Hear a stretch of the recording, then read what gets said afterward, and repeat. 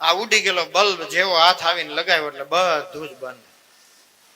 અને પછી તો ક્રોધે ભરાયો, સૈનિકોને ખીજાયો, પ્રધાનોને ખીજાયો અને બધાને પ્રહલાદજીની સાથે લઈ અને મહેલમાં ગયો.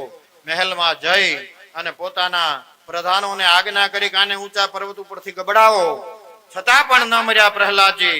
આને ત્યાર પછી આજ્ઞા કરી હિરણ્યકશિપુએ કે હાથીના પગ નીચે આને કચડાવી નાખો. ત્યાં પણ ભગવાને એની રક્ષા કરી. જળમાં ડુબાડવાનો પ્રયત્ન કર્યો, ત્યાં પણ એની ભગવાને રક્ષા કરી અને બધે જ રક્ષા કરી. પછી હિરણ્યકશિપુની બેન હોલિકા આવી અને એ હોલિકાએ કીધું કે ભાઈ એક કામ કરો, મારી આ ચૂંદડી એવી વરદાન વાળી છે કે આ ચૂંદડી હું ઓઢી લઉં ને એટલે અગ્નિ મને દજાડી શકે નહીં. એટલે આપ એક મોટી ચિતાનું આયોજન કરો અને ચિતામાં હું બેસી જાઉં, આ ચૂંદડી ઓઢી અને પ્રહલાદને ગોદમાં રાખી લઉં એટલે પ્રહલાદજી બળીને ભસ્મ થઈ જાય અને હું અગ્નિમાંથી બહાર નીકળી જાઉં. હોલિકાએ આવું પોતાના ભાઈને સજેશન કર્યું, સૂચવું કે ભાઈ આમ કરો. એવું કહ્યું એટલે હિરણ્યકશિપુએ કહ્યું કે તું જે કહે આને આ મરતો હોય તો હું તું કે કરવા માટે તૈયાર છું. ફાગણ સુદ પૂનમ આવી, હોલિકાના દહનનો સમય આવ્યો. સરસ મજાની ગોઠવી છે ચિતા, છાણા અને લાકડા ને બધું લઈ અને ગોઠવી છે અને એના ઉપર પછી સાંજનો સમય થયો. સાંજના સમયે એ હોલિકા છે એના ઉપર બિરાજમાન થયા અને એની ગોદમાં પ્રહલાદજીને આપી દીધા. ચુંદડી માથા પર ઓઢી લીધી. પછી એ હોળીને પ્રગટાવવામાં આવી અને પ્રગટાવતાની સાથે મોટો ભડકો થયો અને વિશાળ આગમાં થોડી જ વારમાં એ વિશાળકાય આગ લાગી ગઈ. અને એ આગ લાગી ગઈ એટલે એ જ સમયે ભગવાન ત્યાં પણ પ્રહલાદજીની રક્ષા કરવા માટે આવ્યા અને એ જે હોલિકાની ઉપર ચુંદડી હતી એ ઉડી અને પ્રહલાદજી ઉપર ઉઠાઈ ગઈ અને હોલિકા બળીને ભસ્મ થયા. એ આગની અંદરથી કૂદી અને પ્રહલાદજી બહાર આવ્યા. આવતાની સાથે હિરણ્યકશિપુએ જોયા પ્રહલાદજીને એટલે ફરી પાછો ક્રોધે ભરાયો. આ શું છે? મારી બેન ને વરદાન હતું છતાં પણ મારી બેન નું મૃત્યુ થયું, આ તો જીવતો જ બહાર થયો. આનું હવે શું કરવું, આને કેમ મારવો મારે?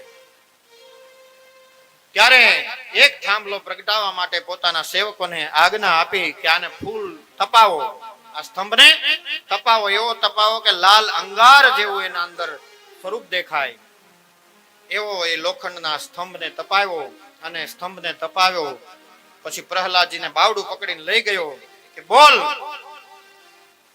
તારો ભગવાન બધે છે, ક્યાં છે તારો ભગવાન? એટલે પ્રહલાદજી કે જલે વિષ્ણુ, સ્થલે વિષ્ણુ, વિષ્ણુ પર્વત મસ્તકે, જ્વાલા માલે કુલે વિષ્ણુ, સર્વમ વિષ્ણુમયમ જગત. હે પિતાજી, મારો ભગવાન જળની અંદર તમે મારવાનો પ્રયત્ન કર્યો, ત્યાં મને બચાવ્યો. સ્થળની અંદર મને મારવાનો પ્રયત્ન કર્યો, ત્યાં મને બચાવ્યો મારા ભગવાને. પર્વત ઉપરથી મને ગબડાવ્યો, ત્યાં મને મારા ભગવાને બચાવ્યો. હાથીના પગની નીચે કચડવાનો પ્રયત્ન કર્યો, ત્યાં પણ મારા પરમાત્માએ મારી રક્ષા કરી. તો ક્યાં મારો ભગવાન નથી? જલે વિષ્ણુ, સ્થલે વિષ્ણુ, વિષ્ણુ પર્વત મસ્તકે, પર્વતની ચોટી પર પણ મારો ભગવાન છે. તમે જ્યાં લઈ જાઓ ત્યાં મારો ભગવાન છે. હવે હિરણ્યકશિપુએ બાવડું પકડીને કહ્યું કે આમાં છે તારો ભગવાન, બોલ. પ્રહલાદજી આ સ્તંભની સામું જોયું અને સ્તંભની સામું જોયું ત્યાં તો પ્રહલાદજી ભયથી કંપવા લાગ્યા, કારણ કે બાળક હતા ને. આવો તપેલો લાલ ચટાક જેવો સ્તંભ અને એમાં કે તારો ભગવાન. પ્રહલાદજીને થોડી વાર થયું કે આવા કોમળ ભગવાન આ સ્તંભની અંદર કેવી રીતે હોય? પણ પ્રહલાદજીનું મન ડગવા જાય ત્યાં ભગવાને એક લીલા કરી અને ધગધગતા સ્તંભની ઉપર એક કીડીઓની હારમાળા બતાવી. આ કીડીઓની હારમાળાને જોઈ એટલે પ્રહલાદજી સમજી ગયા કે આમાં પણ મારો ભગવાન તો છે જ. અને પ્રહલાદજીએ છાતી ઠોકી અને હિરણ્યકશિપુને કહ્યું કે હા પિતા, આમાં મારો ભગવાન છે, એમાં કોઈ શંકાને સ્થાન નથી. ત્યારે હિરણ્યકશિપુએ કહ્યું કે જા, તારો ભગવાન હોય તો આ સ્તંભને જઈ અને બાથ ભીડી જા. પ્રહલાદજીએ એક પણ ક્ષણ વિચાર કર્યા વગર દોડી અને સ્તંભને બાથ ભીડવા ગયા.